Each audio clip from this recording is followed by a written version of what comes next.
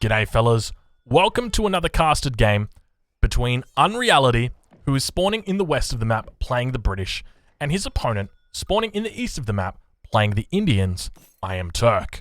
For anybody who is unfamiliar with I Am Turk is an absolute beast. I think currently in the top 20. He's also got a stream that he does on Twitch where he shows his gameplay off, and he's a bit of an old school player, I think is probably the best way to say it. He's been around in the scene for a long time, but definitely one of the more skilled players is probably the best way to say it. When it comes to Unreality, we don't know too much about this player.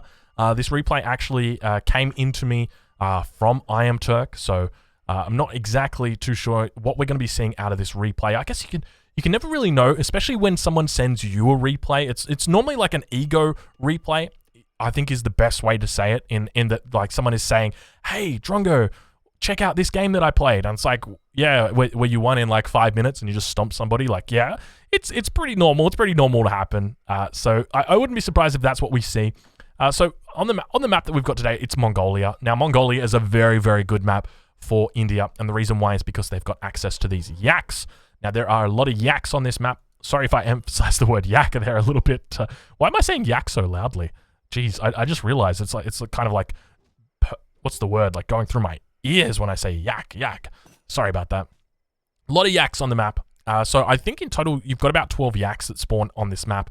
Now, the number that India wants to get to is 10. If you can get to 10 yaks, that's a really good number of yaks, because it allows you to drop the sacred, I think it's called Sacred Field. I want to say Sacred Field. And so the Sacred Field is it's basically allows your yaks to trickle even more XP.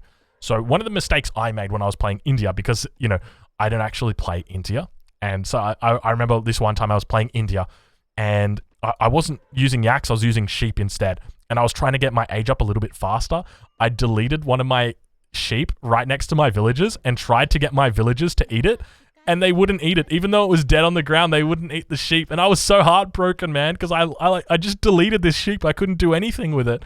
And like this little thing came up. You can see like right now when I'm hovering over the yak, like this same thing came up right now. And I was heartbroken, man. That was so terrible. That was a bad day right there. So we'll take a look at the decks. We'll see exactly what I Am Turk is running with. So I Am Turk going to be running with a deck called Kara, which, if I understand correctly, is a deck called Land. And so got the GFA in there, Good Faith Agreement. So probably going to be going for a Fast Fortress here. The GFA Fast Fortress is probably one of the better Indian build orders, especially in a map like this. You can sort of, you know, just drop the aggro down somewhat defensively, like around here. Probably, yeah, I think about here's the best spot to be dropping it. So normally you want to be dropping the aggro fort just around here. And then from there, you know, behind that, you can get your market upgrades, you can take trading posts, you can send 300 export, get the 4 Ottoman villages from the consulate. It's like you can do so much. And so we've now got that villager going out for I Am Turk. So he's going to be dropping down that forward aggro fort. We'll take a look at his deck and see what else he's got going on in here. So we've got the 3 Mahout Lancers, the 2 Mahout Lancers, the 2 Siege Elephants. So very standard stuff. Also got in here Royal Green Jackets, because he is up against a British player. So, you know, if you do see those musketeers out there, probably going to want to have that in. We've also got the 4 Mahout Lancers, as well as 3 Siege Elephants in Age 4. And we've got a little bit of a treasure contention. I say treasure contention, but just taking a treasure up here to the north. Now, dropping down that aggro fort, and we've got a bit of a curious placed manor house. So typically, so we can see that with Unreality, so he hasn't taken a TP yet, so probably not going to be doing VC. I say that, but he's walling the aggro in. I'm not sure exactly what's going on here. So with the manor houses, like typically you don't really want to just be giving your opponent free XP like this, because he's going to be getting he's going to have 2 Sepoy that come out nice and early. He's going to be able to take this, and obviously if you haven't taken a trading post, then you don't really send Virginia Company, so you're not going to have Virginia Company houses because those are cheaper. But I say that, and he's... Oh my... He's doing the tower! This strategy is literally taking over the ladder. There are so many people doing this strategy now. This is insane. Okay, this is ridiculous. So we covered this on the channel a couple of days ago. This this strategy is literally taking over the ladder. I was watching a couple of streams and I saw multiple people with different usernames doing this strategy. It is crazy how much like one person can change the meta. It is genuinely impressive. So this is so cool to see. So another tower FI. So this deck looks a little bit different from the one that we saw earlier. So we've got 5 bills in this deck. We've got the 16 musketeers that are in this deck. What is different? There's still the church card in here. So pretty much the same stuff. I can't. And the crazy part is this is the one I got from Turk. So obviously, I wouldn't say that he beats it, but you would think that he probably beats it, or maybe he's just surprised at the power of the strategy. But yeah, I mean, it's impressive stuff. You can just see the fact that, you know, Unreality's got the market on the ground, or market with the 100 coin there on the ground. 28 villages up at 4 minutes 20, so a really, you know, booming economy right now. Looking great. Going to be sending in probably Pioneers is the next card I think that comes in as well. We'll take a look. We'll turn off the line of sight and just see what line of sight is looking like now for the British player. And yeah, really, really impressive stuff. So, you know, this is exactly what we saw out of Sir Callan when he was playing it. And it looks like it's going to be the exact same thing. So going for the manor houses. So really, really impressive stuff. Great line of sight there. We've now got I'm Turk reaching the common stage 4 minutes 40. And behind this, let's see exactly what he goes for. So going for the economic play. So I think this is the right thing. I think this is probably the greediest thing that you could do. You know, I guess for me, the question, we do see the Sacred Field being dropped down. So I talked about this a little bit earlier. So the yaks are generating 0.3 XP each, which is quite a decent amount of XP when you consider that there are 10 yaks there. So it hits the golden, the golden amount of yaks. And so when it comes to being, what's the word? When it comes to being greedy with the Indians, I'm always like a little bit curious about the best way to do it. Like if you were going to be optimally greedy, do you send 700 wood and take trading posts? Do you send 300 export and get the Ottoman villages? Or do you send foreign logging? I really don't know what it is, because like there's like any kind of combination that you can do. You could probably do all 3 of those things in the second age. I really wouldn't be surprised.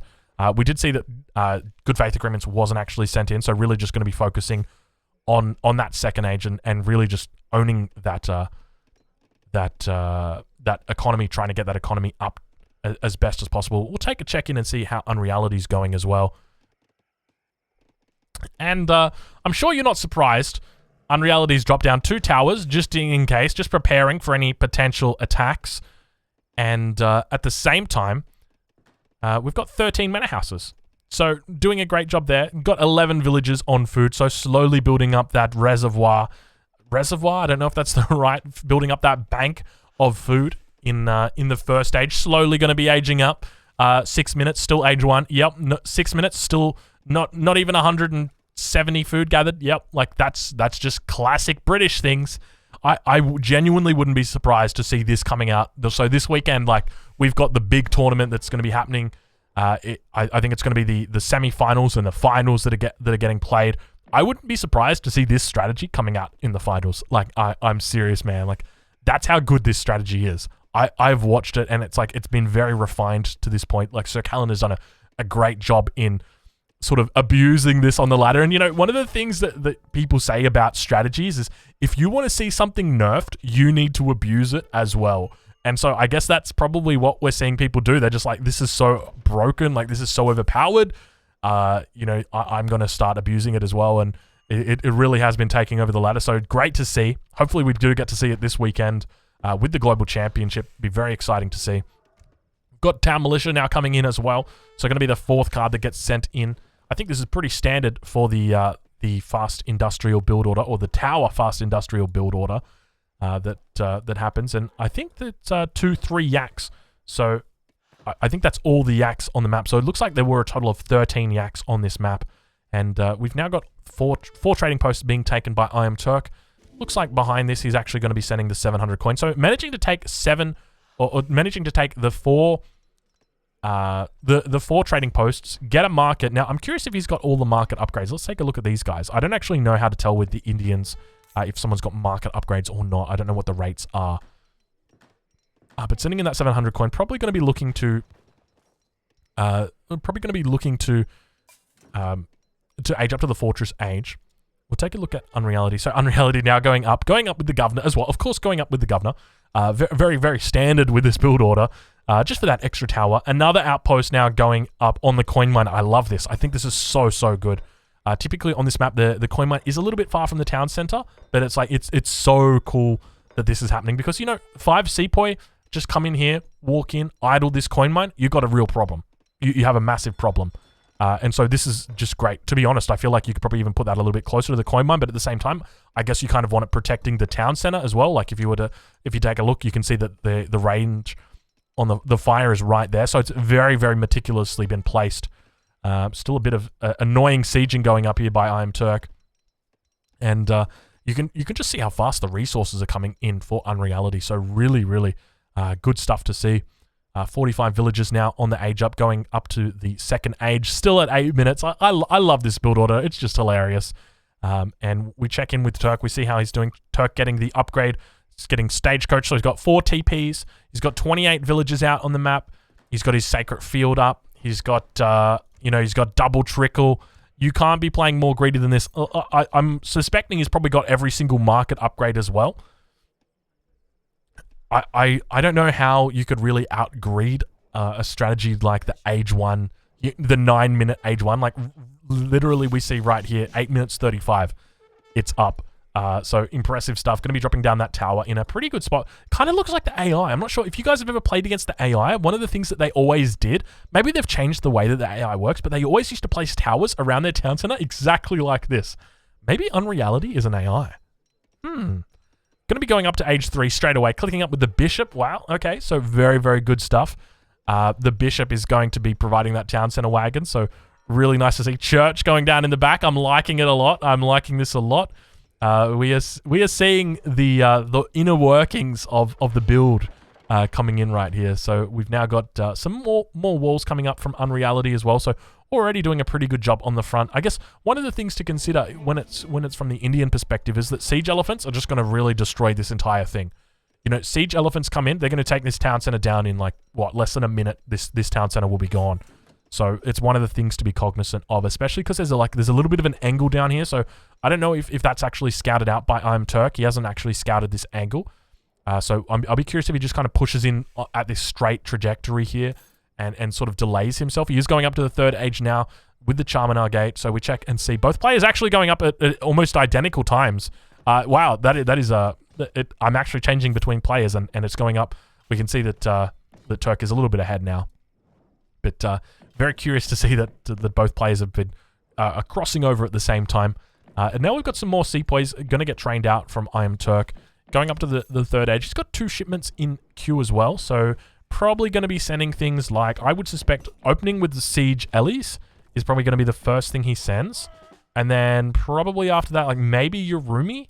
That could be it. I don't know. We'll have to see and we'll have to watch and see. He's going to need to save up a little bit of food, though, if he wants to be sending in those Siege Ellies. Now finally getting in the Imperial Bureaucracy, which is going to be the final upgrade for his villages. So reaching that maximum economy, getting that Mahout as well. So we'll take a look and see what he does. He is not sending anything, and he's not training anything, which makes me think he's probably going to be sending in the Siege Ellies. They are 350 food to come in, so we'll take a look and see if that is exactly what happens. Here it comes. It was Disciplined Sepoy. And there we see the Siege Elephants coming in. So a little bit of missed macro, a bit of missed timing there. Going up to the Fortress Age at 10 minutes 30, and we really do see, like, this is the epitome of the greed meta. You know, both players are really just playing so greedy. I think that with Unreality as well, he's playing greedy, but at the same time, really, you know, playing safe at this as well. So going for, like, super duper greedy, super, you know, oh my, he's already going to the 4th age. Wow, this is quick. Turk isn't even going to be able to get down this town. I honestly thought Turk is going to get down this town center before Unreality can hit the 4th age. Turk isn't even going to have Siege Elephants out before, like, they can fire at this town center and it hits the 4th age. Like, that's how crazy fast that build order is. That is so quick. You're up to the 4th age in, like, 11 minutes. Black Watch now coming out as well. Black Watch going to be able to do some pretty effective trades here. Siege Elephants getting a volley off. Now, keep in mind, these are Siege Elephants. They're not Falconets, so they don't really hurt that bad. And Black Watch just got to be careful of the well, I guess to be honest, they just got to be careful of overcommitting here. These Highlanders, even though they are very strong when it comes to their attack, to be honest, their health is quite weak. And so you do have to be a little bit careful. I personally like to mix them with other units just so that they stay alive for a bit longer. They can do their DPS a little bit longer because 400 health in ranged wars isn't really a lot. That's like, you know, it's really not much. It's basically a Cassador in ranged, guys, in ranged. So we've now got the siege elephants beginning to lay waste to the outposts. It looks like the age up is about to pop now for Unreality. He's doing pretty well when we consider just exactly how his macro's looking. I'm not sure how much it costs to call in Rogers Rangers. I think it's 2,000 coin though. And you can see just how aggressively he is mining coin at the moment. Going to be picking up... Oh, he's got the... Oh, my, of course. The 1,000 coin from the huge chest of crate of coins. So that's from the Tycoon. Now, keep in mind, he's got Town Militia as well that he can be using or calling in. He's got plenty of resources for it. In fact, he could buy 100 more food and he could do the big pop. Oh, I think he just sold his food. Oh, he's not even going to go for Town Militia. Oh, he's going to go for just a Rogers Rangers. Oh, that is much smarter. That is very, very smart. Yeah, we can see, okay, 2,000 coin. So calling Rogers Rangers right now gets that town center down. So Turk would be pretty happy with that, I would say. It's a pretty decent trade. He got a town center for free. I'll take that trade. We take a look back at Turk, see how he's doing. So going to be sending in those Mahouts now. Actually send in British East India Company. So it's like a Sepoy combat card. Upgrades everything. Sepoy, Sour, Gurkha, all the good stuff. So nice little buffs. But now those Roger Rangers coming out. Keep in mind, these guys are guard skirmishers. I love this build order. This build order is absolutely awesome. It's so cool to see these Rogers Rangers out. They're one of the underused parts of the British, I will say that much, but definitely one of the cooler sides. I love having these skirmishers out like this. It definitely would feel really cool. Couple of curiously minded Sepoys right there. Not sure exactly what they were up to, but nonetheless, they've gone to a better place. Now it looks like we've got a shipment back home. It was 2 Mahouts. They could have been timed pretty well underneath this Agrifort, especially considering that the skirmishers here don't really have too much to defend them. Especially where are those Highlanders? There were Highlanders around here. They're going up north. Oh, they're going to siege the trading posts, I think. That's a little bit dangerous. I love the way that they walk as well. Don't they just walk so Scottishly? Hoi, hoi, hoi, hoi, hoi. That's probably not the sound that the Scottish make. I think that might be the Japanese sound. But nonetheless, there you guys go. That's a little bit of acoustics as well. Obviously got the Elmedi out here as well. With the Elmedi, now they've got range resist. Now, Sepoys have got melee resist, so it's a bit of a difficult matchup. I would say the Elmedi against the Sepoy. I mean, at the end of the day, you're probably just going to want to dance your Elmedi around. Don't ever really want to hard engage, if that makes sense. And, you know, when the Sepoy do eventually connect with the Elmedi in melee combat, you just want to pull them back. A Yurumi pop now coming out as well, so very fortunately timed with Unreality pulling back at the exact right time. Got to bring these Highlanders down. These Highlanders are in a bad spot. Swiss Pike coming out as well for Unreality. Going to be coming in at the perfect time. Going to be cleaning up the Mahouts without too much of a trouble here. And now we've got some the Elmedi on top of the Yurumi, and they're just shredding them completely. Of course, that makes perfect sense. Wonderful counter because the Yurumi have got 312 health, but 30% melee resist, range resist rather. The Swiss Pike's going to be chasing down that Mahout. Look how quickly they kill that Mahout. Oh, that is disgusting. Oh, that is just terrible. Oh, don't you feel so bad for the Mahout? I'm sorry to tell you, sir, but your son has been killed in battle. He died to Swiss Pikes. And, like, he died really quickly as well. Like, it wasn't even close. That's how close it is. And speaking of not even close, those Elmedis just getting completely wrecked. Only 1 Elmedi remains, I think. Or double check and see. Yeah, 1 Elmedi remains. So, Elmedi are one of those units, I think they're a little bit divisive. People think that they're strong, but then some people think that they're not strong. And then, like, I just see that, and I'm like, Elmedi aren't strong. But then, like, you mix 5 Huss or you mix 10 Huss, and then you throw in some Elmedi, and it's like, oh my god, Elmedi are just doing work. And it's like, I think when you can focus them down like that, it kind of makes them a lot more difficult to deal with. A lot more easy to deal with, rather. If you start mixing, like, we see right now, so, like, the 3 Concrete rockets are coming in. I reckon, like, holy crap, we got a huge pop right now. Mahout's coming in on the Rogers Rangers. A huge amount of Rogers Rangers are going down. I think he lost probably close to 8 or 9 Rogers Rangers there. The Swiss Pike's going to be able to come out, but It looks like Turk is going to be able to clean this up despite having a 6k score difference. That is a huge amount of score. Why is that score gap so big? I know the British overscores, but like this is something else. This is impressive. You know, it's so rare to see a British with this many manor houses as well. Rockets now in position, going to be taking their shots off on the back line. 4 Sepoy going down. It looked so good watching those Sepoy. It looks like one rocket is... It was firing. The rocket was firing. I think it lost line of sight right at the edge there.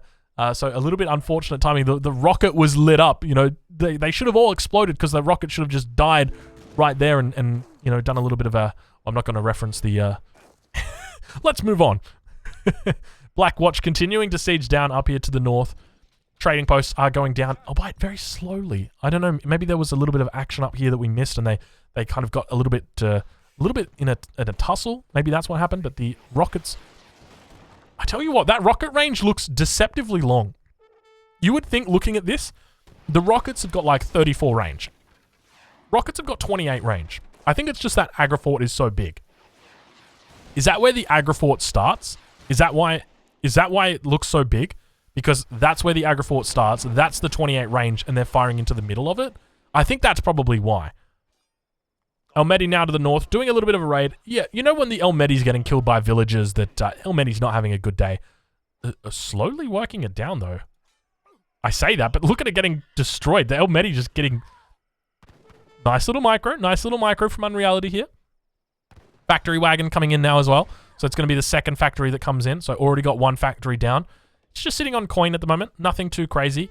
Iron troops now getting trained from the saloon. I like this. Iron troops are definitely one of my favorite mercenaries. I think iron troops are very, very strong.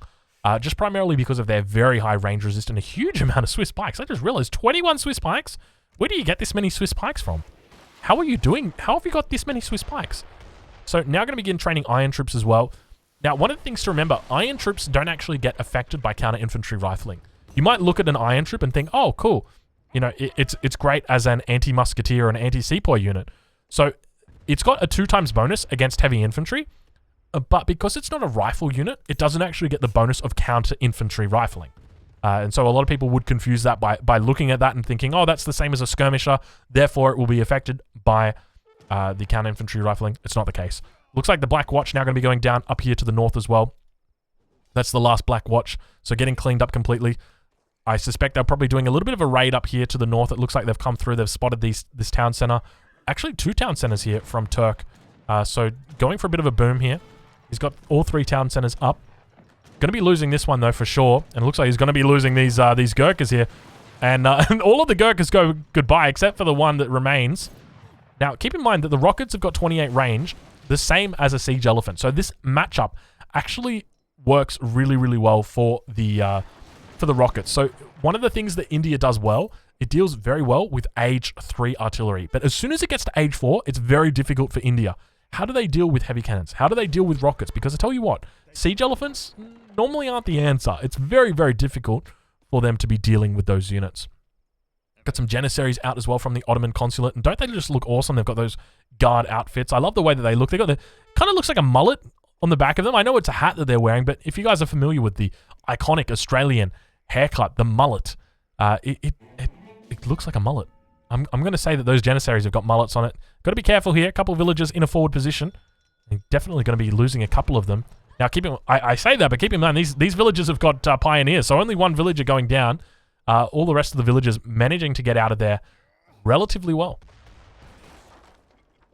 6 disciplined Mahouts as well, so a nice amount of Mahouts. So just a very standard sort of play style from I Am Turk.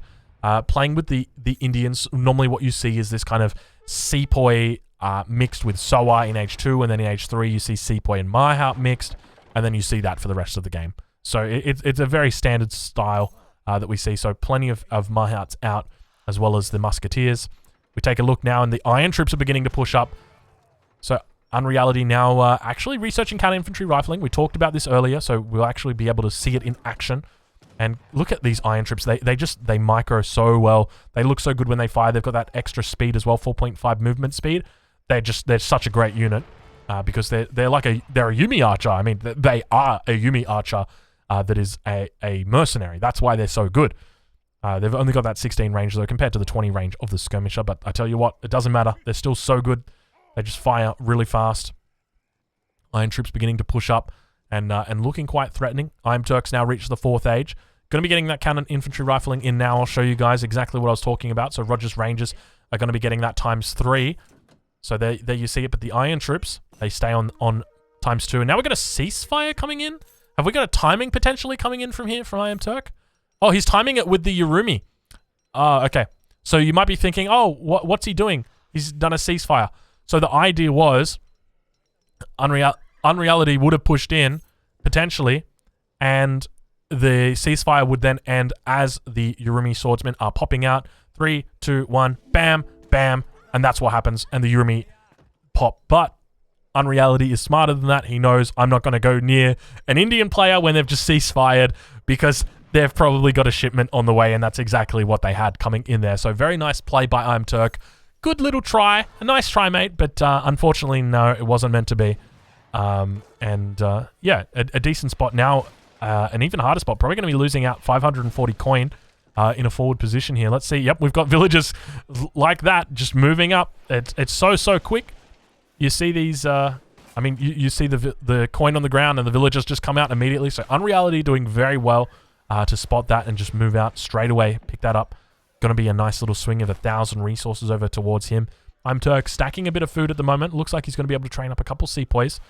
Definitely floating a little bit too much. A little bit more than what he should. An outpost now coming up on the front line for Unreality as well. Sending in those 2 rockets from the home city. Don't think he's got anywhere that he can really forward them to. I think that's probably the closest location. And that's the outpost that he chooses. Actually, I take that back. He's got a town center down here. So fortunately, he didn't send them here because they would have been picked up as they were walking north by the honored sepoy. And now the rockets continue. Just so many rockets beginning to build up as well. Like, we've got 7 rockets out on the field now. It's really difficult to deal with for the Indian player because just simply of how much damage these guys do. So they obviously have a negative against artillery, so they do 225 damage. But when you're talking about, 7 rockets that are firing on a siege alley, they're going to one-shot that siege alley. They have the exact same range, so they're not going to be able to have any real advantage when it comes to their engagement. Swiss Pikes now taking down that town center. So losing 3 town centers. I'm Turk has no town centers remaining. Looks like the Swiss Pikes are going to be able to get out of there untouched. And the Siege Elephants are doing their best to get shots off onto the rockets. It looks like they only did 90 damage. So perhaps they missed. I think they probably missed. Rockets getting off some nice shots. Swiss Pikes moving towards the front, taking out a single Marhout. Swiss Pikes falling back to cover the rockets. Rockets are taking their shots out on the Urumi. Urumi just falling down so quickly. The Marhout's now going to try and connect with the Iron Troops, but Iron Troops have fallen back. Swiss Pikes on top of it, going to be cleaning it up, absolutely destroying it. Swiss Pikes just looking so good, smelling so good. Honored Marhouts are no match for them.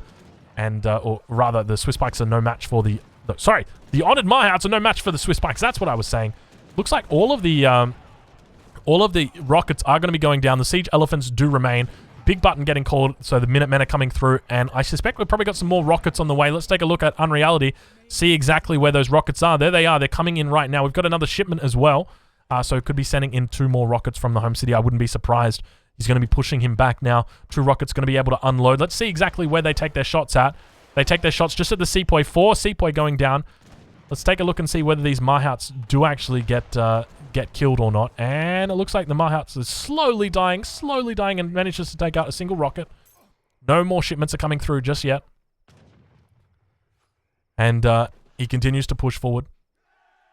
The units throw up their arms in celebration. They say, we defeated them. We defeated them. The Siege Ellie went down. I didn't actually see that the Siege Ellie went down. I don't actually think that's an honored Siege Elephant. We've now got 2 infinite rockets coming in. It's just such a strong card. This is one of the strongest cards in the game, I would say. It just simply because it allows so much tempo in the late game. The British have got all of these cards that they could be sending. Nope, 2 rockets.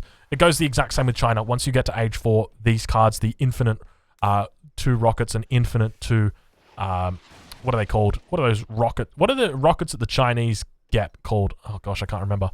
Flying Crows. They get 2 infinite Flying Crows, and they just, it's the exact same thing. Beginning to push in. What does I Am Turk even do in this situation? Now, I know a lot of people would say, okay, in this situation, I Am Turk Turks, because he is I Am Turk, and he invented Turking, and that's what he does. So I wouldn't be surprised if that's the answer, but we actually have a pretty big pop of Mahouts. So they're coming out on the wrong side. I don't know why it would matter. Oh, I think he was trying to hide them, actually. I'm not sure if yeah, I don't think Unreality actually spotted them, so I think he's hid them quite well.